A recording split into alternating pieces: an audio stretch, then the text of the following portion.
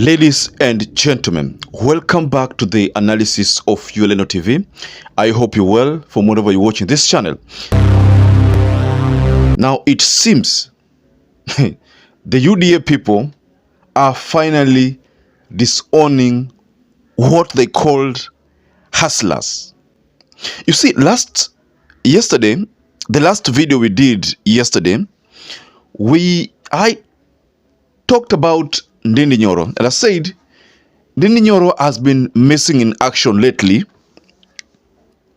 and part of the reason that I gave was that maybe because of what is happening in Mount Kenya, because they don't believe what is happening, things are not going according to their plan on the ground. So I had not known that NYORO was going to be hosted at one of the favorite shows, talking about KIRIRIMBI show in INOORO TV. I had never known that that was going to be the case, but nevertheless, that is what happened.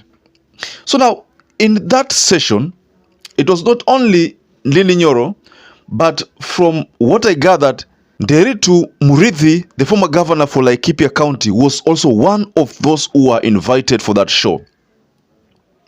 So,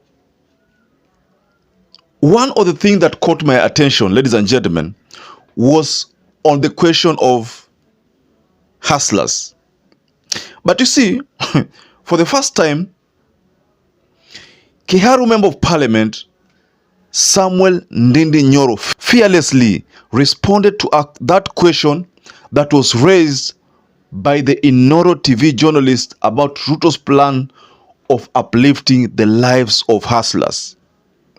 Ndindi could not hesitate to the question, and he responded by asking the journalists to differentiate between promises, manifestos, and narratives.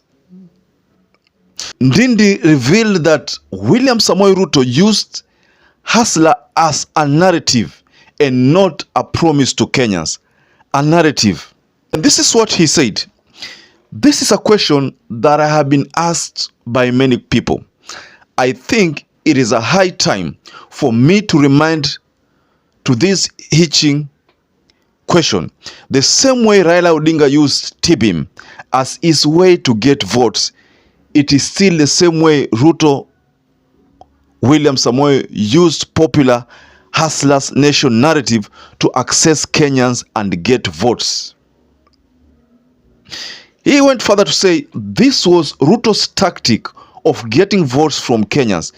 This is now clear to my friends from Azimio who have been laughing to Kenyans, especially those who live below poverty line.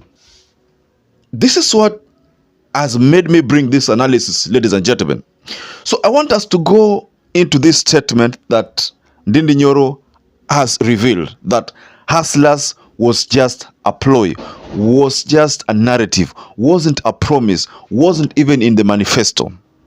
So before we get there, I'd like to kindly encourage you, if you're not subscribed to our channel, to please support YOLENO TV by going down below there. There's a button written subscribe, and don't forget to like our video so that YouTube can share this video to other people who are not part of the family.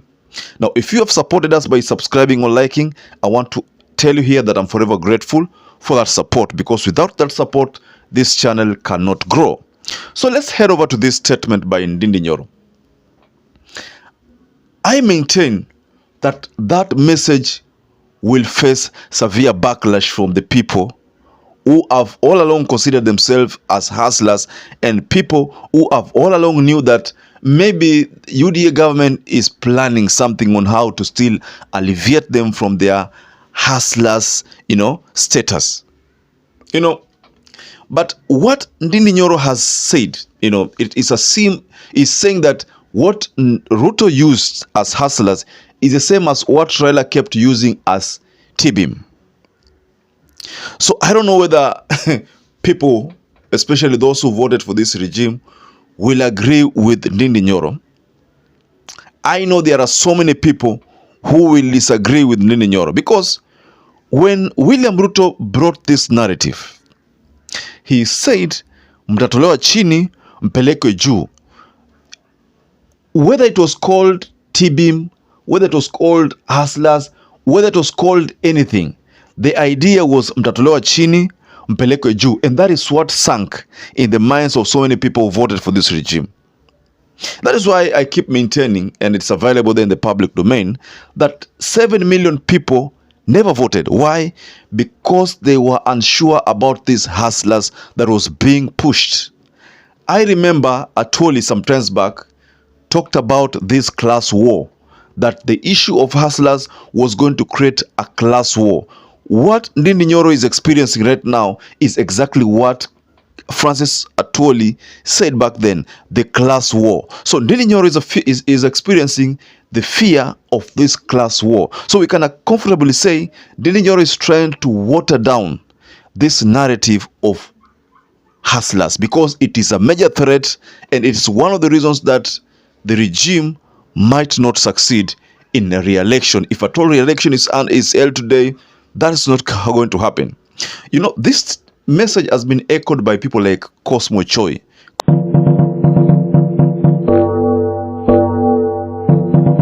Cosmo Choi, I think he's in UK, is one of those people who've been supporting William Ruto's narratives.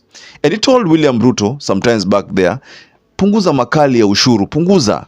Hawa watu wako chini ambao wanaita mahustlers wanaumia, punguza makali, acha ushuru nyingi. The regime never listened. Recently, if you heard about what Cosmo Choi said, Cosmo Choi said that if election is held today and you vie against Kalonzo Musyoka ama yoyote vile, rais utauma nje. That was a message from a die-hard supporter of William Ruto. I don't have to remind you about what people in Kalenjin Nation are saying, what people in Mount Kenya are saying, what other people who voted for this regime are saying. I don't have to remind you about what Muchomba keeps on saying about this issue of alleviating people from the poverty line. Ndindi Nyoro's remarks to me, naona kama ameongeza donda, ametonesha lile donda, because when you say that Ruto merely used hustlers as a political lie meant to hoodwink people and get people to vote for him. If that is what Ndindi Nyoro is saying, then rest assured amempunguzia Ruto kura zingine. He shouldn't have said that. Maybe he would have created another narrative and said that hustlers is what we are aiming at. The reason why we are on this government is because we must deal with this problem that is putting our people on the hustlers bracket. Maybe that is what Ndindi Nyoro would have said. He could have said maybe like what Mudavadi said, give us 3 years so that we can make life easier, you know. But the fact that Ndindi Nyoro has said ati kwamba ile ilikuwa ni political lie ambayo ilikuwa ni tu kupata kura, you know, that is not going to sit well with people. I know there will be so many reactions to it. I just couldn't share the video because however much I wanted to share it, but the video was done in a Kikuyu language. But because here, you know, we are always here on either English or Kiswahili because it's a national language and international language. But I could not bring the video here for you because the language there is on Kikuyu. But the truth of the matter, the interpretations or those people who interpreted the remarks of Ndindi Nyoro have said that Ndindi Nyoro said in that interview that hustler was just a narrative. It was just Ruto's tactic of getting votes from Kenyans. And he asked people from Azimio to now bear with William Ruto because he did not say that he was going to alleviate people from the hustlers' poverty line, but he used it to get votes from these people. That message, ladies and gentlemen, is not going to sit well with people who still consider themselves as hustlers. So, ladies and gentlemen, what do you make of this remark? You know, like I said, the interview, people who are invited there was Eritu Murithi, the former governor, Laikipia County, and Ndindi Nyoro. So they were the invitees in that Kiririmbi show, and they tackled the questions accordingly. But Ndindi Nyoro's remarks are what has prompted this analysis, ladies and gentlemen. Now, perhaps if you're watching this video and you have not subscribed, please just take 1 second, go below there, locate a button written subscribe and hit it. That is if you're not subscribed. And please just like this video to get YouTube to share it to other audience. Now, if you've supported us before by liking or sharing or subscribing to our channel, I want to say that I'm forever grateful for that support, because without that support, this channel cannot grow. So until you catch up again, stay safe and stay blessed.